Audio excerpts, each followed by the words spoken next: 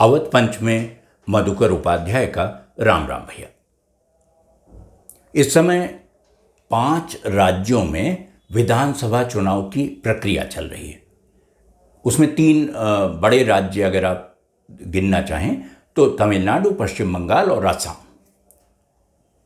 और तीनों में भारतीय जनता पार्टी न तमिलनाडु में न पश्चिम बंगाल में वहाँ कभी सत्ता में नहीं रही है। असम में सत्ता में रही है और वो वापसी करना चाहती है। लेकिन एक चीज़ जो चुनाव प्रचार के दौरान, और ये अक्सर होता है कि नेतागण ये तय करते हैं कि चुनाव अभियान में वो कौन कौन से मुद्दे उठाएंगे और कौन से नहीं उठाएंगे। वो चाहेंगे कि लोगों की स्मृति से वो चीज़ें हट जाएं। जो असहज करने वाले प्रश्न हैं उनके बारे में कोई चर्चा ना हो।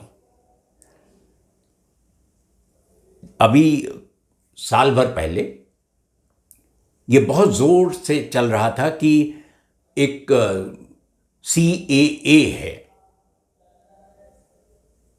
तो सिटीजनशिप अमेंडमेंट एक्ट, नागरिकता कानून, और उसके साथ एक NRC है, नेशनल रजिस्टर ऑफ सिटीजन्स, और एक NPR है, नेशनल पॉपुलेशन रजिस्टर।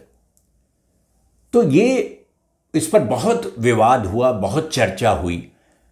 तमाम लोग इसके पक्ष में थे और उनसे बड़ी संख्या उनकी थी जो समझते थे कि ये ठीक नहीं है, ये भेदभाव करने वाली स्थिति है, क्योंकि इसमें इनके लागू होने के बाद कानून तो वो बन गया था CAA, लेकिन इसके लागू होने पर बहुत सारी समस्याएं पैदा होंगी जो इस देश ने पहले नहीं देखी। उनकी आवश्यकता नहीं है। ये कानून वो मानते हैं, विरोध करने वाले, कि ये गलत था और गलत को सही नहीं ठहराया जा सकता। लेकिन गृहमंत्री अमित शाह जी ने संसद में कहा कि ये कैसे होगा। उन्होंने कहा इसकी एक क्रोनोलॉजी है, क्रोनोलॉजी समझिए। और पहले जो है वो CAA आएगा और उसके बाद NRC आएगा। तो इसका मतलब क्या हुआ कि एक कानून बनेगा जो आपको नागरिकता देगा, और फिर एक नेशनल रजिस्टर ऑफ सिटीजन्स होगा जिसमें उनको नागरिकता देने का प्रावधान है जो बाहर से आए हैं, दूसरे देशों से आए हैं, प्रताड़ित होकर आए हैं और उनके पास कोई और देश जाने के लिए है नहीं, तो उनको नागरिकता दी जाए। लेकिन इसमें समस्या यह है कि कुछ लोगों की नागरिकता जाने का भी खतरा है। असम में यह प्रयोग हुआ तो बहुत ही इतनी बड़ी सूची आ गई, लाखों की संख्या में लोगों को बता दिया गया कि आप नागरिक नहीं हैं, और लोग कागज़ पत्र लिए पीछे भागते रहे कि किसी तरह व्यवस्था कर लें ये साबित करने की कि वो इस देश के नागरिक हैं, पैदा यहीं हुए, उनके माँ बाप भी यहीं रहे, लेकिन वो ये साबित नहीं कर सकते बिना कागज़ के कि आप नागरिक हैं। अब चुनाव से संबंध इसका इस तरह जोड़िए कि अमित शाह जी ने कहा था कि ये NRC जो है ये केवल बंगाल में लागू नहीं होगा, ये पूरे देश के लिए है। असम में इसकी कोशिश होगी, ये किया जाएगा, बंगाल में किया जाएगा और धीरे धीरे सारे राज्यों में किया जाएगा। हैरानी की बात यह है कि CAA और NRC इनका कहीं जिक्र ही नहीं है चुनाव में। मतलब वो 2 राज्य जो इससे सबसे ज़्यादा प्रभावित होने वाले हैं, उन 2 राज्यों में विधानसभा के चुनाव हैं और इन 2 कानूनों का, इन व्यवस्थाओं का उल्लेख ही नहीं हो रहा है। लेकिन उल्लेख नहीं हो रहा है इसका अर्थ ये नहीं है कि वो कानून नहीं है, वो कानून है। वो ठंडे बस्ते में, जिसको मुहावरे में, आधुनिक मुहावरे में कहा जाता है, डाल दिया गया है। जिस दिन ज़रूरत होगी निकाल लिया जाएगा। तो ये चर्चा नहीं है से ये कानून नहीं है, ये मंतव्य उसका निकालना ठीक नहीं होगा। और यही मैं आज इस पर बंगाल के चुनाव के संदर्भ में बात करना चाहता हूँ। एक खास समुदाय की, वो मतुआ समुदाय है। अब मतुआ जो हैं ये मुख्यतः दलित वर्ग के लोग हैं जो बांग्लादेश, उस समय भी ये विरोध कर रहे थे कि ईस्ट बंगाल जिसको कहा जाता था वो पाकिस्तान को ना जाए, वो नहीं हुआ। फिर उसके बाद वहाँ पाकिस्तान की सरकार बन गई, हुकूमत हो गई। फिर उसके बाद 71 में वो बांग्लादेश बन गया। लेकिन इन लोगों को प्रताड़ित किया जाता रहा और ये भाग भाग कर भारत आते रहे। इनकी संख्या, मतुआ समुदाय के लोगों की संख्या, मतुआ महासंघ इन्होंने बना रखा है, वो करीब करीब 1.25 करोड़ है। और जो राजनीति समझते हैं वो जानते हैं कि मतुआ को वोट देने का अधिकार है इस देश में। उनके पास क्या नहीं है? उनके पास इस देश की नागरिकता नहीं है। बिना नागरिकता के, बिना नागरिक हुए मतदान का अधिकार मतुआ को प्राप्त है। ये मामला बार बार मतुआ समुदाय, मतुआ महासंघ उठाता रहा है।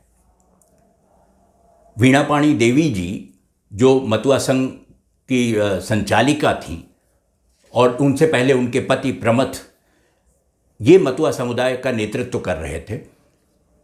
वीणा पाणी जी से अलग अलग स्तर पर दूसरे राजनीतिक दलों के लोग, भिन्न राजनीतिक दलों के लोग मिलते रहे हैं, क्योंकि उनको पता है कि 1.25 करोड़ मतदाता का अर्थ क्या होता है। वीणा पाणी जी से प्रधानमंत्री की भी भेंट हुई, नरेंद्र मोदी जी की, और उन्होंने ये बताया कि ये कानून बनेगा, और जब बनेगा तो आप लोगों को मताधिकार के साथ साथ नागरिकता भी प्राप्त हो जाएगी। मतुआ समुदाय ने अपने, जो उनका मुख्यालय है, वहाँ बहुत बड़ा जलसा किया, सभाएं की और स्वागत किया इसका कि सरकार एक ऐसा कानून लेकर आई है जिससे उनको नागरिकता मिल जाएगी भारत की।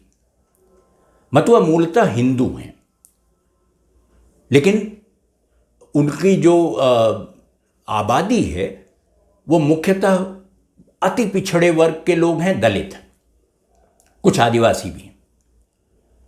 उनका समर्थन मतुआ महासंघ को प्राप्त है। वो उसके प्रति सहानुभूति रखते हैं, वो मानते हैं कि ये महासंघ ही उनका भला कर सकता है। अब महासंघ के बारे में थोड़ा सा संक्षेप में आप जान लें कि मतुआ महासंघ की स्थापना कहाँ हुई थी। जो आज का बांग्लादेश है वहाँ गोपालगंज एक जगह है, गोपालगंज में हुई थी। और इसकी रचना, इसकी कल्पना करने वाले हरिचंद ठाकुर जी थे। हरिचंद ठाकुर बहुत मोटिवेट करते थे, लोगों को प्रेरित करते थे कि आप आगे बढ़ें और संगठित रहें और पढ़ें लिखें और अपने को आज़ाद महसूस करें। उन्होंने 2 नारे दिए थे, बड़े महत्वपूर्ण नारे हरिचंद ठाकुर के। प्रमथ जो बाद में भारत में आने के बाद मतुआ महासंघ के कर्ता धर्ता बने, वो उन्हीं के पौत्र हैं।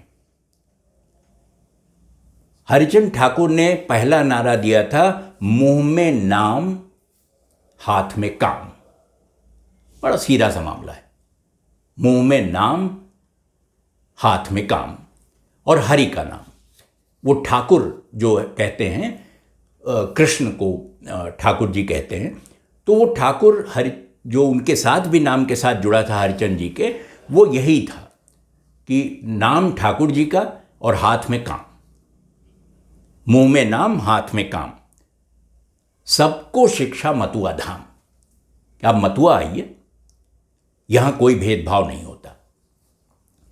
और फिर हरिचंद ठाकुर ने दूसरा नारा दिया, लोगों को समझाया कि ये सबका साथ आना क्यों जरूरी है। उन्होंने कहा, जेर दल नोई तेर बल नोई। जिसके पास दल नहीं है उसके पास बल नहीं है, ताकत ही नहीं है आपके पास। तो संगठित होइए, एक रहिए, तभी आपकी कोई बात हो सकता है सुनी जाए, वरना उसके पहले कुछ नहीं होने वाला है। अब इसमें दो चीज़ें आप देख लीजिए। एक तो ये कि ममता बनर्जी ठाकुर नगर गई, जो अब मुख्यालय है मतुआ महासंघ का, और वहाँ उन्होंने एक भाषण दिया और उसमें उन्होंने कहा कि वो एक विश्वविद्यालय की स्थापना करेंगी हरिचंद ठाकुर के नाम पर। शिक्षा पर जितना जोर मतुआ महासंघ देता है उसको देखते हुए, और वो चंद्रपाड़ा में बनाया जाएगा, जो उनका इलाका है, 24 परगना में आता है, उत्तर दक्षिण दोनों में। और उन्होंने उसके साथ ही 9 अप्रैल को, जो हरिचंद ठाकुर का जन्मदिन है, राजकीय अवकाश घोषित कर दिया। और बोड़ो माँ, जो उनकी पत्नी थी, उनकी स्मृति में, उनके सम्मान में उनको बंग विभूषण सम्मान देने की घोषणा की। ये तो ममता बनर्जी ने किया। भारतीय जनता पार्टी ने क्या किया? नरेंद्र मोदी की भेंट जब हुई बोड़ो माँ से, तो उन्होंने आज नागरिकता का आश्वासन तो दिया ही, और साथ में कहा कि वो ओराकांडी जाएंगे। ओराकांडी वो जगह है जहां हरिचंद ठाकुर का निधन हुआ था, और वो अभी भी बांग्लादेश में ही है। तो हरिचंद ठाकुर के उस स्थल पर वो ज़रूर जाएंगे। नरेंद्र मोदी पश्चिम बंगाल के चुनाव के बीच में, और इससे पहले कि 24 परगनाज का में मतदान हो, इसी महीने बांग्लादेश जाने वाले, और उनके यात्रा कार्यक्रम में ये शामिल है कि वो ओराकांडी जाएंगे। ये संदेश है मतुआ समुदाय को कि हम आपके लिए किस हद तक, किस सीमा तक चले जाएंगे। क्योंकि ये बात सबको मालूम है कि 2011 के चुनाव में, 2011 की जनगणना में पश्चिम बंगाल में 23.5% दलित आबादी निकली, और करीब करीब 6% आदिवासी। और ये माना जाता है कि चूंकि ये सारे के सारे मतुआ संघ से संबद्ध हैं और मतुआ संघ जैसा चाहेगा वैसा करेंगे, तो इनके वोट लगभग एक साथ जाएंगे, जिस दिशा में भी जाएं। ये वही मतुआ महासंघ है जब BR अम्बेडकर, बाबा साहब अम्बेडकर महाराष्ट्र से चुनाव लड़े कॉन्स्टिट्यूएंसी असेंबली का और हार गए, तो मतुआ संघ ने, जोगेंद्रनाथ मंडल उस समय उसके प्रमुख हुआ करते थे एक तरह से, उन्होंने अम्बेडकर को बंगाल बुलाया और चुनाव लड़वाया और जितवाया। वो इस हद तक प्रभावी होते हैं अपने समुदाय में, अगर वो कोई बात कह दें तो उसको कोई इनकार नहीं करता है। कॉन्स्टिट्यूएंट असेंबली में अम्बेडकर का पहुंचना मतुआ संघ को ज़रूरी लगा, और उसने इसीलिए वो उनको, अम्बेडकर को बुलाकर चुनाव लड़वाया।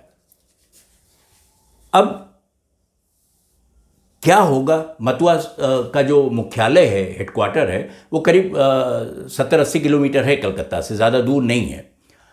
और ये धर्म, जाति, वर्ग, ये सब कुछ नहीं मानते, लेकिन ये एक बहुत बड़ा वोट बैंक है। वो हिंदू हैं, लेकिन दलित हैं, और उनकी एक अलग सोच है, जैसा मैंने अभी बताया आपको। तो वो अपनी पहचान बिना खोए, बिना डाइल्यूट किए, उसमें किसी तरह का कोई काट छांट किए बिना, जितना राजनीतिक लाभ लेना हो, क्योंकि उनको मालूम है कि जेर दल नोई तेर बल नोई, तो वो बल हासिल करने का प्रयास है। और ये बात जो राजनीतिक दल हैं अच्छी तरह समझते हैं। इसको बीजेपी के हिंदुत्व की विचारधारा का विस्तार भी आप कह सकते हैं, या उस तरह भी देख सकते हैं कि मतुआ को वो इस अपनी जो परिधि है हिंदुत्व की उसमें लाना चाहते हैं। उसका अर्थ सिर्फ अयोध्या में राम मंदिर का निर्माण नहीं है, बल्कि फ्रिंज पर जो बाहरी हिस्सा है उसमें जो लोग हैं उनको भी जोड़ना है। और ये भारतीय जनता पार्टी एक अरसे से करती आ रही है। बल्कि एक तरह से उसके पास उसने राम मंदिर और तमाम दूसरे आंदोलनों के जरिए ये स्थापित कर दिया है कि अगर हिंदुओं का कोई भला कर सकता है तो वो भारतीय जनता पार्टी ही है। तो मतुआ हो सकता है उनसे प्रभावित हों और उनकी बात को गंभीरता से लें, सच माने। पश्चिम बंगाल का चुनाव और ख़ास तौर पर वो 70-80 सीटें जहां मतुआ महासंघ का प्रभाव है, देखने लायक होगा। वाकई क्या वो अपना बल बढ़ा पाएंगे इस हद तक कि नागरिकता जो उनके पुरखों को नहीं मिल पाई उनके बच्चों को मिल जाए। तो आज अवध पंच में इतना ही।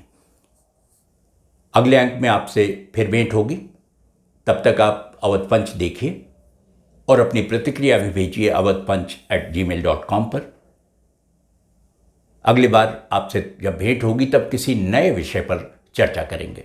तब तक के लिए राम राम भैया।